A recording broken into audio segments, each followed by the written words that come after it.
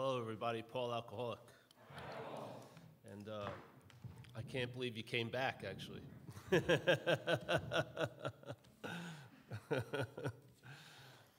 Well, I want to read the promises to start off in the book. In our book, in AA, it's in America, it's I think page 83, right?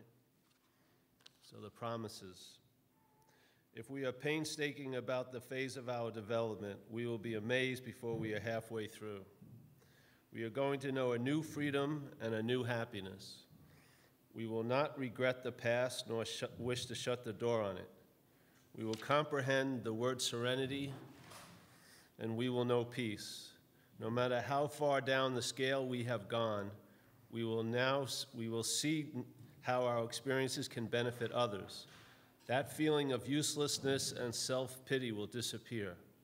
We will lose interest in selfish things and gain interest in our fellows. Self-seeking will slip away.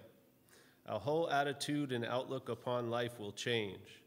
Fear of people and of economic insecurity will leave us. We will intuitively know how to handle situations which used to baffle us. We will suddenly realize that God is doing for us what we could not do for ourselves. From my experience with this program and concerning the aspect of a spiritual awakening, the spiritual awakening for me is the doorway to a new freedom and a new happiness. In the old mental system of self, we had an idea what happiness was and what freedom is. But now, when this shift occurs in one's head, it's not just a head, but a psychic shift, you'll have a new meaning, a new freedom, and a new happiness. In other words, you won't be able to recognize it. It won't look like your idea of what freedom and happiness was. Yeah? We will be amazed before we're halfway through. We are going to know, we will not regret the past nor shut the door on it. So for me, and the view that started taking over my life is that the way I think of the past is that if it was supposed to happen, it did. And if it wasn't supposed to happen. It's really a nice, clean way. Because the mind loves to go into this one of the little hallways of hell up here is what if, or if only, or I should have, yeah? If you see that introduction, say no to that little invitation. Because it's going to take you, and what you bring back is not going to be any good. So if only I wouldn't have walked across that street, I wouldn't have got hit by the car. But I did get hit by the car, yeah? You just forget that fact. So amazing how many people, they express their free will, not now, in this moment, but in time. They think they could have done all these things differently, you know? If I wouldn't have done that, if I would have done this. But while you're in this moment, you feel like you're a victim to circumstances and situations. But in time, you're constantly believing it could have all been different.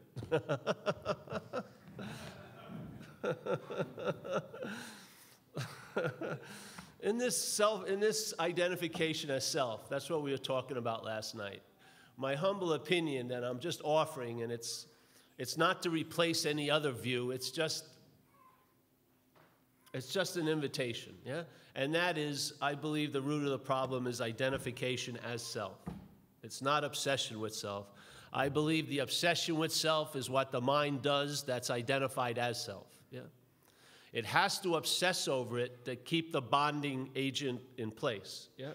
Because it's so obvious, in a sense, through conscious contact, that there is no self, that the mind has to convince you of it all day. So your narrative about a day is based on being a self. Yeah? All your thoughts are about self, or the thoughts that are happening, you think you're the one who thinks it. Yeah? Those are the relationships. Either you're the thinker of the thoughts or they're about you as self. And that narrative, it sounds like it's your voice, doesn't it? It's like K-Paul, like a radio station. K-Paul 24/7. You know? I can't pick up any other station but K-Paul. You know? Bum, bum, bum, bum. But this narrative is what binds you to this idea of being a body. Yeah, this, and a head. And in that identification, you make spirit secondary. It's not, you don't do it, it's not personal. if you take this to be number one, spirit can't be number one. It has to be number two to this. Yeah? So this becomes my primary identity. And then when I'm in this condition, I suffer from this primary identity. And maybe after a lot of other attempts, I finally come to spirituality. And I hope that maybe spirituality will give me a solution or give me an advantage to being me. Yeah? But there is no sense that you are spirit. You're just trying to like graft spirit onto you as this, yeah? So you study a lot and you do a lot of things, but you notice that they don't really stick. You've got to keep doing them all the time, yeah? If you 1 hour of not being vigilant, it slips right off. You got to pick it up, put it on here, get the book, read it, do this, yeah? Because it's not a natural thing.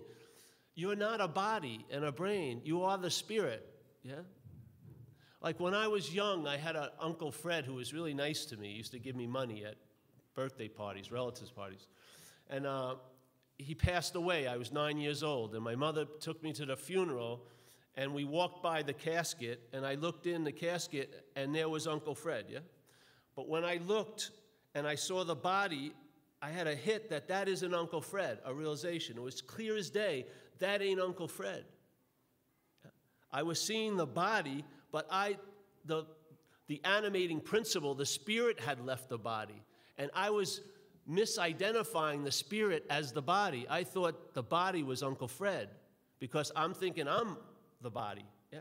But when I saw the animating principle, the spirit of life out of the body, it was obvious that had never been Uncle Fred. Yeah? I was just making a mistake. I was seeing him as something that he wasn't, exactly the way I'm seeing myself as something that I am not, yeah?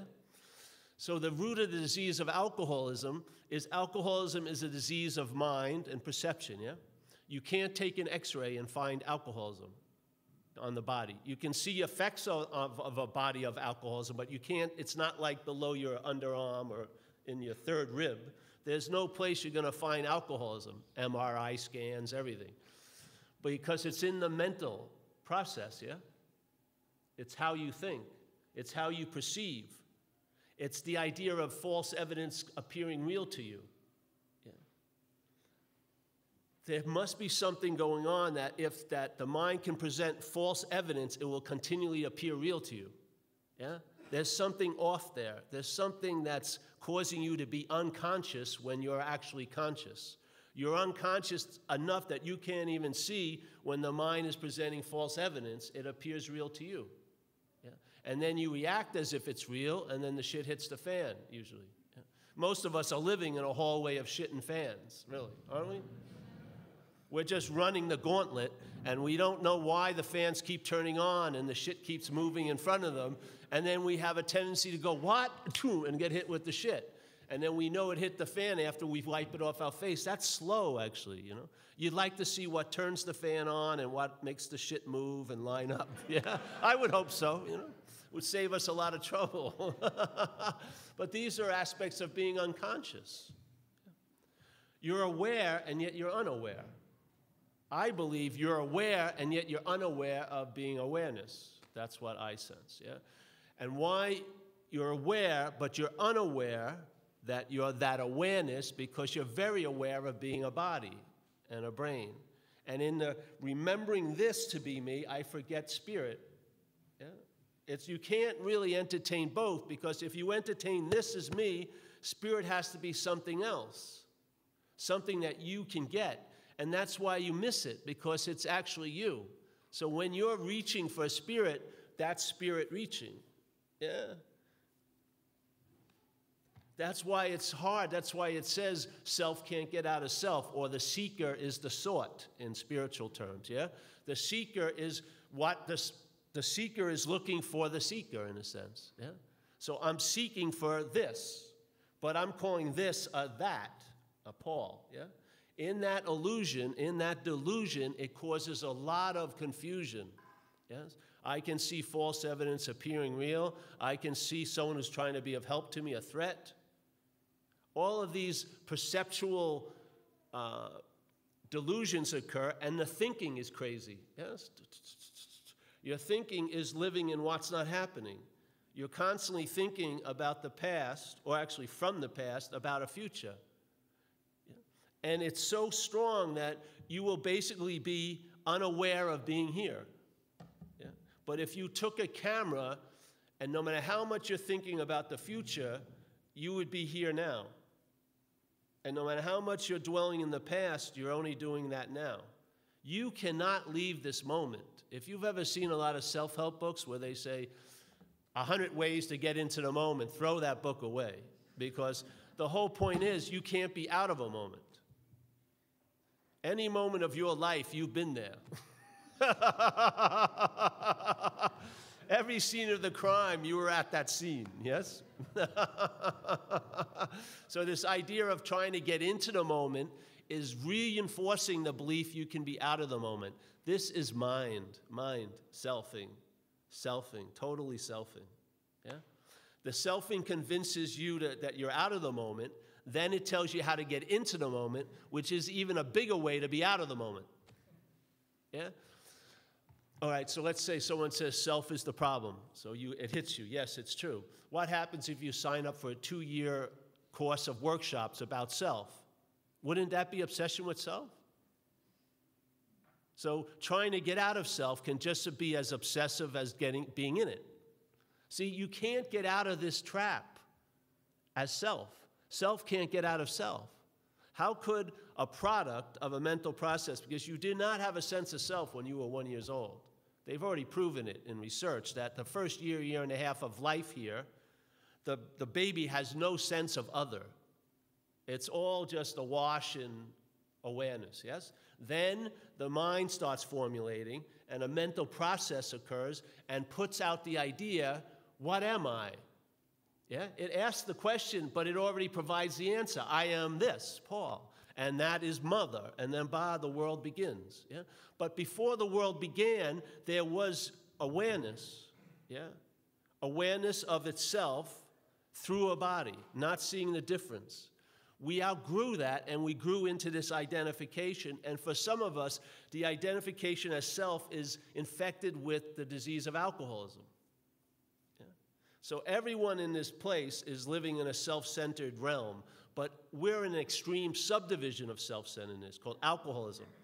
It tends to treat the host a lot worse than just self-centeredness. And why we come to meetings in a way, for me, is when we share about alcoholism, and that's what we do, yeah? When we go to a regular AA meeting, we sit there and we share about our feelings, my thoughts and my reactions to life, and you're sitting there, and for me, when I came in AA, I had a sense of terminal uniqueness. I didn't know I had a sense of terminal uniqueness. I found out later, but I thought no one felt the way I felt. I thought definitely no one did the bad things I did, and definitely they didn't think like I thought. And I came in here, and this is the isolation of alcoholism. When I was a kid, they took pictures of me and my family, and I looked like a little cherub, you know, like an angel. And the whole family looked very angelic, you know, just love. It was like just brightness in the picture. And then thinking started to occur. And around 6 years old, there'd be pictures of the family, and I'd be sitting in there looking at my mother suspiciously. I started to isolate already. There was a withdrawing, yes? A withdrawing, and I went into this little cave, and then my Greek oracle was the thoughts. They told me who you were, what you were, who I was, what was going to happen, what this and that, and I became reliant on that. That is what I call self. And it says in our book, why do you have so much fear? And it says a very simple answer, isn't it because self-reliance has failed us? Yeah? As soon as I started to rely on self, I basically forgot my own nature. Yeah? I took the nature that self displayed, which is a body, me, Paul, yes? With mother and dad and this and that, and can get hurt and not get what I want and da-da-da-da-dee-da-da, all this stuff, yes? I got sucked up into that, and I didn't know it, but my thinking has alcoholism in it. So I'm extremely self-centered. Yeah? And yet I can't compare my thoughts to you because they're not outside. I can't look at Gene and say, oh, I don't want those thoughts. And while you're thinking, you're just assuming that's what thinking is, just the way I'm thinking. But after, when I got into recovery, I realized the extreme severity of the self-centeredness. The only way I looked at life was how it pertained to me. I had a very difficult time putting myself in your shoes. It was incredibly difficult. I saw everything. So let's say if someone starts talking about their mother, I start talking about my mother, yeah? When they start talking about their job, hey, my job, it immediately gets turned back to me constantly. Oh, someone just died in my family. Oh, someone did in mine too. I know, but I'm talking about mine. I know, but my brother died also 5 years ago. No, my mother just passed away last night, but my brother died 5 years ago. It immediately gets referred right back to me. Everything, anything. Right out of the blue, you can be talking about Venus. Oh, yes. I have a memory of being in Venus. It's incredible. This is called self-centeredness. It's like a giant, giant vacuum. It sucks everything in. And then what it does, your head represents it to you over and over and over again, doesn't it? It represents life, doesn't it? Don't you wait to hear what it has to say? Am I having fun at this party or not? Oh, let me tell you. Your fairy princess isn't here, so you're not having fun. Oh, I better leave then. You have no idea what's going on. You're just waiting, and sometimes it's like an 8-hour delay. You don't even know something happened until days later, or maybe years later. Some people at the deathbed. It's a real harsh awakening when they realize, Jesus Christ. My whole life was an interpretation. Ding, and they're done.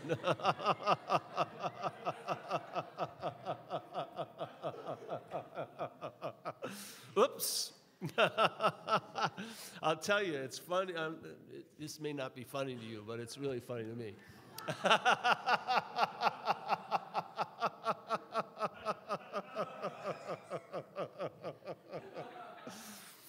I'm back now. Let's say you're in this thing where that's all you're living by is an interpretation, yes? Something happens, you're consciously in contact, you're hearing, feeling, tasting, touching, smelling, but you have really no idea what's going on, so the head tells you. Yeah? So let's say that's happening every day. So every moment, the head's interpreting the moment, yes? The interpretation, you get the interpretation the next moment. So a moment happened, you weren't present for it in a sense, the mind interprets it for you in the next moment, yes? And then, so you're not present for this moment because you're now having an interpretation of the last moment. And the next moment is, again, the interpretation of this one you just missed. And it goes on and on and on and on and on. So let's say you have a finite amount of moments in this life as a body. It's not going to be eternal, yeah?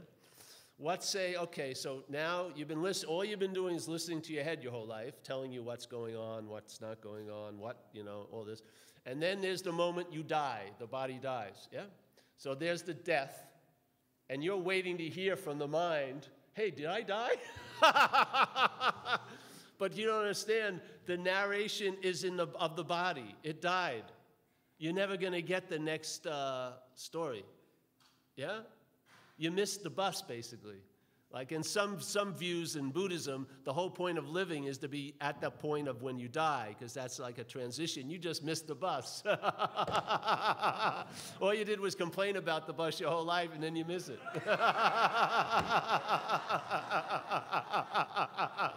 Oh, shit.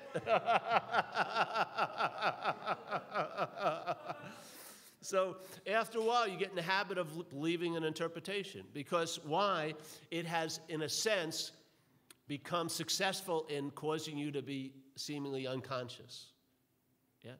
So if you're unconscious to now, which is you're in contact as now, hearing, seeing, feeling, tasting, touching, and actually seeing thoughts. You're not thinking thoughts. If you were thinking thoughts, then you could probably stop them. Yeah? Really, just like if you're running and someone says, stop running, because you're running, you can stop, yeah? No, I can't stop, I'm addicted to running, maybe. But usually you go, okay, I stop. Or they say, hey, Paul, stop yelling. All right. Stop talking, okay. But stop thinking. Whoa, wait a minute. You don't seem to be able to do anything about that, yet you believe you're a thinker, just like a runner and a talker and a this and that, yeah? You apply something that has nothing to do with what's going on. Me and you aren't thinking, in my view. There's just thoughts happening, yes? Based on conditioning and stimuli. And you're seeing the thoughts because that's what you are, is consciousness or awareness or spirit. So spirit is not a form, it's more like a reflector, so it reflects whatever happening. So thoughts happening, it reflects that. Now, if you get absorbed in thoughts, you forget, well, what it does, this has been my experience with it. I'm seeing, hearing, feeling, tasting, touching, but my head has given me an interpretation and saying, I'm seeing you, yeah? I'm hearing that. So the emphasis left the experience of being conscious, which is seeing, hearing, feeling, tasting, touching, and it went to name and form, yeah?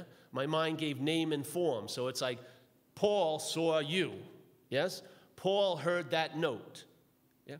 And so you lose the sense of what it's like to be alive, and then the mind rushes in and gives you a substitute, which is an interpretation.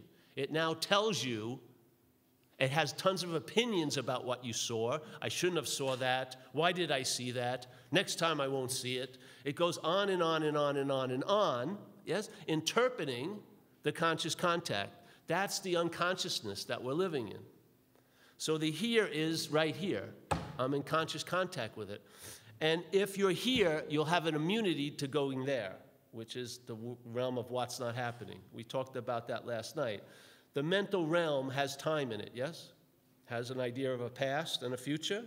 But you tell me where the future is. Is there an airport you can land in the future? Is there a hotel you can rent a room at? Can you go back to the past? Is there a bus at, Nava Vegan, take me to the past? Can you? How do you go there? And you actually don't go there physically, because if there's a camera on you and you've just gone to the past in your head, you're still here in the room. How do you go? Through thought, yeah? That's the only way you can travel into time, is thought. Past and future. That's what's not happening. Haven't you noticed that? Bring next Friday here. Yeah, all right? And let's say Friday was going to be fearful. Then if not next Friday was here, every one of us would be experiencing fear. But that's not happening. Our minds are going into a realm called what's not happening, and you're thinking something's going to happen to you next Friday. That may be bad, like cancer or getting fired or something, yes? Now, you may be healthy as hell right now, but that doesn't mean a damn thing to your head. It really doesn't. It's not noting it at all. It just wants to fantasize about how terrible it's going to be. Yeah? So now your head's there, which is not a there. It doesn't exist. But it has a magical way to bring something from there. Yeah? A product. What is that product? Well, let's say you're going to have cancer next week. I would say it's going to be anxiety. Yeah? And the anxiety is going to be an experience produced by a mental process now. Not an experience produced by seeing, hearing, feeling, tasting, touching, but produced by thinking. Yeah?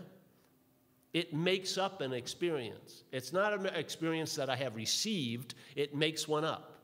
It produces anxiety. People are calling anxiety fear. Fear is a valid emotion. Yeah? Fear is something that arises in the body when there's a threat now. Most of us are in anxiety. We're not in fear at all. We live in anxiety. It's produced by thinking about what's not happening. What would be the solution to it? I would say recognizing it's not happening, wouldn't it? What more would you need to do about all those thoughts that are causing giant therapy bills and everything else? What would be the simplest thing to do is maybe recognizing it's not actually happening. What? If that hits you, really, to me it's like a ton of bricks. If it hits you that it isn't happening, what would be the next appropriate response? Nothing. It's not happening. There it is. The appropriate response to what's not happening is nothing. You recognize it's not happening. Why would I want to give it a response? If I give it a response, it's happening now. Yes? But if you're in only there, you can't see the difference between what's happening and what's not happening. Actually, what's not happening is more important than what's happening. Look at where your thoughts go. They dwell in the past and the future. They could care less about now. They're always concerned about later and before, yeah? Now, there's no need for thought to be aware of now, because this is, see, we said it last night.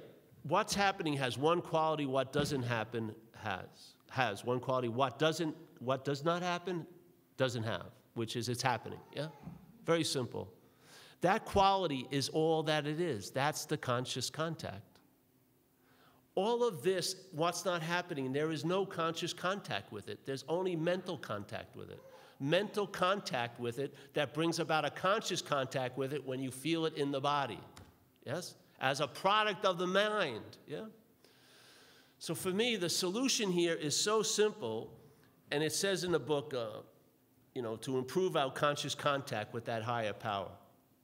Now, it's up to you what you believe the higher power is. I don't believe the higher power is externalized or an object to me. I would say to me the higher power is like a present tense verb, and I'm a present tense verb. So my idea of a higher power is that it's always available at all times with no requirement necessary to meet it. In other words, my head doesn't play gatekeeper to my access to the higher power, because if it does play gatekeeper, that's playing God. Yes? The self is playing God with God. It's telling me when I've been good enough to enter, and it tells me when I've been bad to get kicked out. And it's very whimsical God. It's sort of like the Old Testament God. You ever read the Old Testament? Sounds just like yourself, doesn't it? Your head. It's jealous. I'll smote you and if you do this, and don't put any other God before me. It sounds just like your head. So this whole idea in AA is the biggest part of AA is to quit playing God. There was a psychiatrist that did a master thesis on AA in America, and he wasn't an alcoholic, and he distilled his whole take on AA as people are just learning how to quit playing God. That's all they're doing in AA. Yeah? They're learning to rely on something greater than self instead of relying on self. And you can tell the tree by the fruit. Like Jesus says, if you're relying on a bad tree, you're going to have bad fruit. Yeah? If a good tree can only produce good fruit. You'll know the tree by the fruit. Yeah? If you're in a lot of anxiety and you have resentments and anxieties are going on and on and on with tons of stories to back them up, you're totally in the obsession and identification as self. No matter how many times you think you've done the third step, take the diagnostic. It's very obvious, yes? If you're entertaining a lot of anxiety, you're relying on self, because that's what happens when you put faith in self. It produces anxiety. It does. You believe, you have faith in the thoughts that are about what's not happening. That faith is what produces the anxiety. Thoughts about what's not happening cannot produce any product whatsoever. They're not happening. What they're thinking about is not happening. But you believing them, you believing them produces the product. Yeah? Your faith in the thoughts produces your own anxiety. If you take away the faith in that and put it into something greater than self, you will be freed from that anxiety, because when I've experienced faith in what's greater than self produces an ease and comfort in my skin now. Yeah? It's the same faith, it's just put in a different vehicle. If I put it in the vehicle of self, it produces anxiety. If I put it in the vehicle of something greater than self, it produces an ease and comfort here with you and myself. Same faith, exactly. The same power. It's just what you put it in. So what can make what's not happening seem so real is not what's not happening, it's your belief in it. Yeah. You're the power. Just like a thought, people believe thoughts are driving them crazy, but if you really look at it, if you see what's going on, thoughts just appear, yes? The real important aspect of that is who is seeing the thought. If it's self that sees the thought, he says it's thinking the thought, and it's about them. Then what happens is the thought is a vehicle, and when you say, when there's a thought and it's seen as my thought, my represents Paul, yeah? Paul represents lots of old ideas, lots of conditioning, lots of opinions. Just like in AA says, the results will be nil unless you let go of all your old ideas. All of these old ideas, now, as soon as the thought is seen, the bridge of my gets produced. It injects the thought with old meaning. You are giving the meaning to the thoughts. The thoughts aren't hitting you with any meaning. You're giving them the meaning. That's why the same thought, if seen from a point of view other than self, will have a totally different meaning. Its meaning is that it came and goes. Seriously. It comes and goes. That's the meaning that's given to it. When the my gives it a meaning, it stays. It's like a fly stuck in a room. Buzz. I, me, my, I, me, my, I, me, my. Drives you freaking crazy, yes? But you're the one that closed all the windows. The fly doesn't want to stay in the room. It's not its nature. Its nature is to come and go. You claim it by my, and then it binds you. Yes? Haven't you seen it? When you have people come over who you work with in recovery, supposedly, whatever, and they start sharing their thoughts about what's not happening, aren't you bored in about a minute, really? You're like, fuck, Jesus Christ. Let's do some laundry or something. Let's take a walk. Go help someone else, you know? Go do your dishes. But the same activity's been going on 40 years in your head, and you still think it's novel. You know, you're still interested in it. Why is that? Why? They're the same thoughts. Why does one seem so different than the other? Because one's theirs and the other's yours. It's the you, not the thought. It's the you. Yeah. You want to be truly responsible in AA and be accountable in AA? Bring it back to you. You are actually the source of peace. Yes, you are the source. Your mind has peace as a quality, and you can enjoy it, but not as a self. A self can never enjoy peace of mind because it's constructed in time. Even if peace hit it right in the face, it'd be wondering when it was going to end. Doesn't it happen? You spend years waiting for a great event, like let's say I'm going to sleep with this beautiful woman I've been hoping to go out with for 2 years, and so I rent the lighthouse, you know, and I look at the weather reports. There's going to be a big electrical storm. Oh, yeah. And it's got the spiral staircase. And I got the Kenny G music pumped in. And I got, you know, beautiful bed up there. And I've been thinking about this for years. You know, oh, yes. The night's there, and I'm walking up the spiral staircase. Nothing can stop me now. It's, oh, she's there. I'm here. And as soon as I get up to the top, my head says, did you leave the stove on at home? There it goes. The whole freaking event like that. 5 thoughts just wiped out 2 years of planning. How many times that you've been having a good day and then the mind starts feeling like a fraud in about 10 minutes, yeah? Doesn't it? Or let's say someone's really accepting you and you've never fucking accepted yourself and it's unbearable. Have you ever sat with unconditional love? If you're in self, it's unbearable. Because there's so many reasons why this person shouldn't be loving you unconditionally. If they only knew who I was, they'd be out of here like that. So it's like, oh, please stop loving me. It's insane. So let's say here's the head, and it's having a good day. After about 10 minutes, it starts thinking, Jesus Christ, when are they going to figure me out? When are they going to kick me out of this party? When are they going to, you know? But the same head, if it's having a bad day, says it's going to last forever, eh? Have you noticed that? When something's quote-unquote good, it minimizes it. When it's bad, it elongates it. Do you want to live an interpretation based on that? Do you think it's going to get better?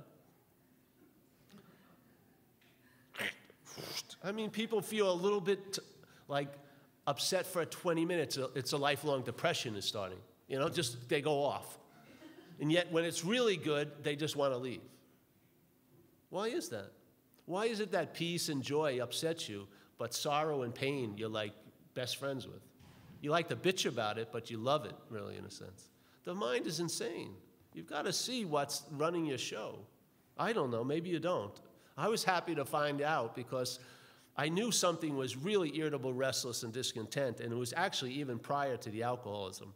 There was just something wrong going on because I had a very strong, like, maybe a memory of when it was when I was a kid, and there was a lot of wonder and awe and joy and just immediacy to life. You know, when I had a feeling, I went for it. There wasn't all this thinking about it, yes?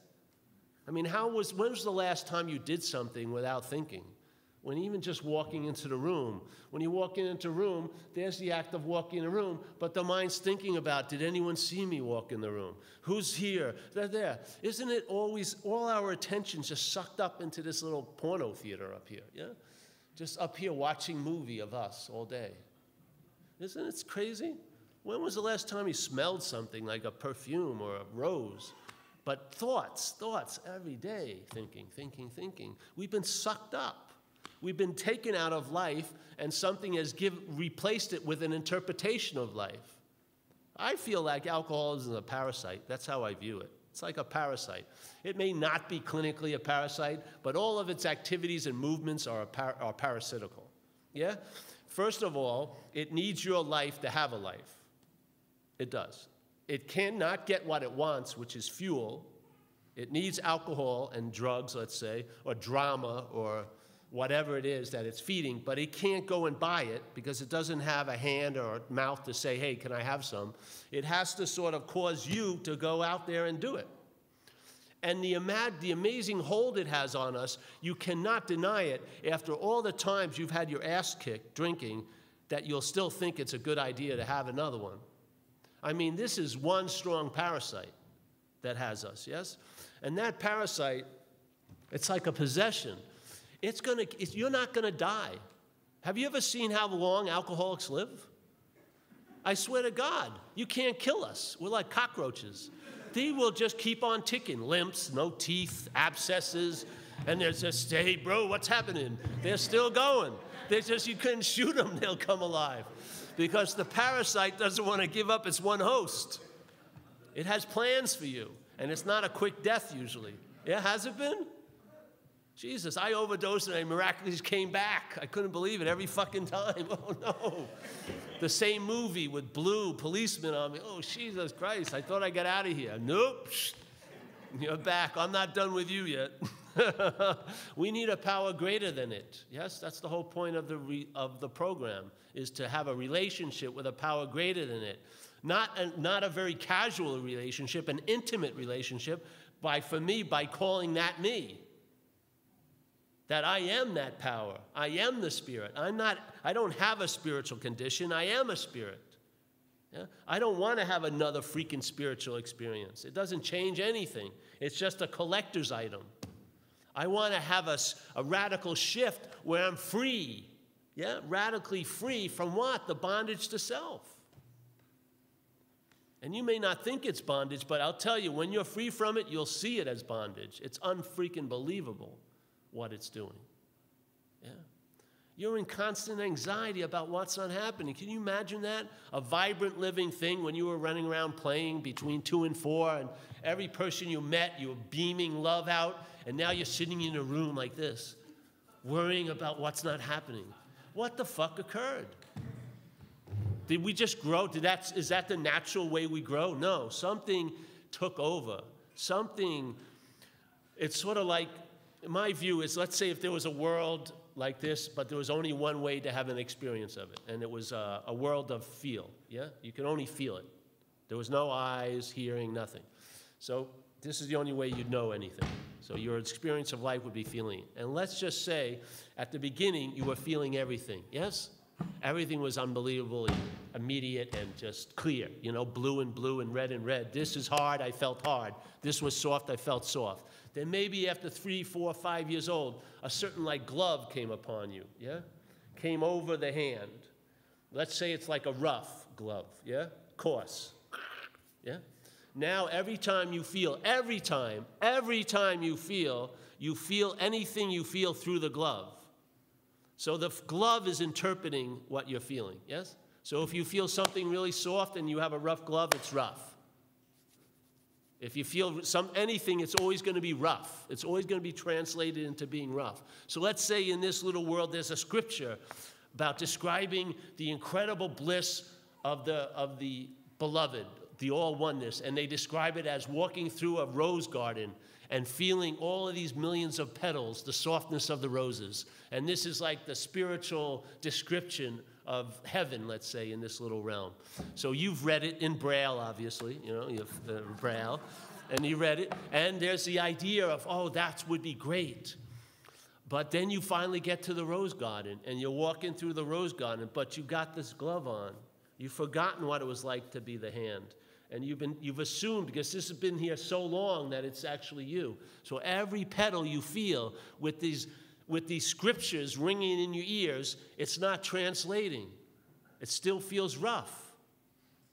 I've come here all this way, and this is the rose garden of heavenly delight, and it still feels just like everything else feels. Yeah? There's no translation. But what would happen if the hand entertained it wasn't the glove? What would you think the next thing it could entertain would be? I can leave the glove, eh? If you're identified as the root of the problem, in my view, self, you can't entertain being free of it because you're entertaining everything as self. Even like in AA, it says you can study about self up to the, so much, and you can gather so much knowledge about self, but like it says in our book, self-knowledge will avail you nothing. Why is that? When the knowledge seems to be very valuable in a lot of other topics, why is it that self-knowledge will avail you nothing? Well, in my view, if you're identified as self, any knowledge about self, yes, is being entertained as self. The problem is not having enough knowledge about self. It's the identification as self, yes? That's the whole point. In all spirituality, one of the biggest dilemmas I found was people enter a process or a practice of spirituality, but they're practicing as a self. So what was promised by those paths and disciplines don't tend to translate in your life. It seems like a lot of work without much relief because the problem is practicing the solution. If you're identified as self, you won't know it. It is like how you don't know the effect of gravity, but it's always on you. It's sort of like that. It would be like if someone put a hand on your shoulder when you were born, you wouldn't know it was there until it's lifted. Identifications like that. When it lifts, then you know that was the problem. That's exactly how I recognized it. For some reason or other, there was a lifting of it, and then I saw from the solution, that's the problem. It's not obsessing, it's identification. The obsession diminishes immediately when you realize the thoughts aren't about you. You could care less about the thoughts. Then your life is navigated and directed by something other than thinking. I would call it the higher power, if you want to call that in AA, but something directs you. It moves you, yes, in a different way than thoughts do. Thoughts always move you from the past into a speculated future. It's not, you're never living. This moves you now. In other words, I don't know what I need to do until I need to do it. It's very economical. I don't have a lot of wisdom. I just know what to do next, usually. In every day, it just comes. Yeah, it's beautiful. It's very economical. So I stay very light. Yeah, very, very light. This isn't a storage unit no more. Yeah, There's a freedom and an immediate freedom, an intimate freedom, not something that I put off till tomorrow or when this is over and I get my ice cream or something. No, an immediate freedom now. Freedom, not the old freedom, but from the bondage to self. Because the bondage to self is not having any immunity to the thoughts in your head. You're addicted to them. We talked last night, but you've seen obsessions. Let's say I had obsession over cocaine. But no matter how much I love Coke, I never thought I was Coke. I never became cocaine, yeah? But identification is so past obsession. You're identified as self. Talk about obsession. Obsession with self is minor compared to identification as self. You can recognize obsession much easier than you will identification. It is way deeply ingrained because every time you look, you think it's you looking.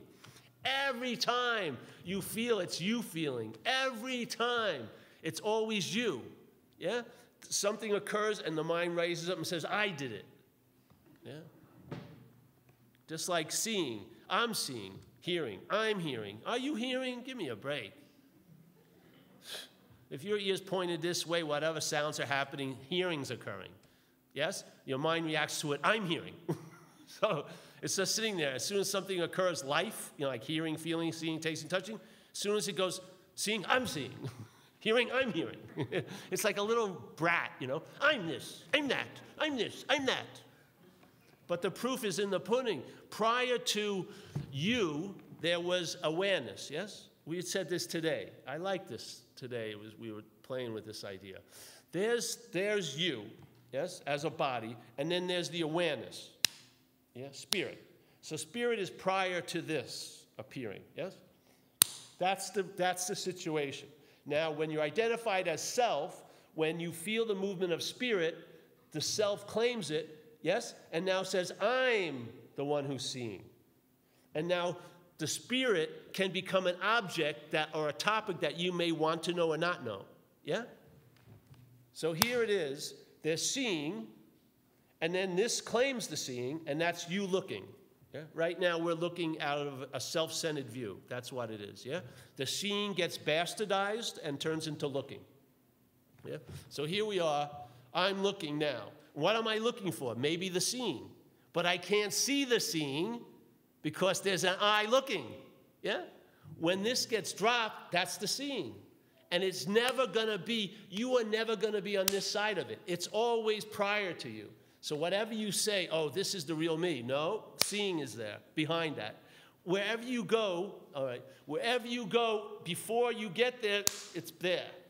Yeah? Relent, surrender.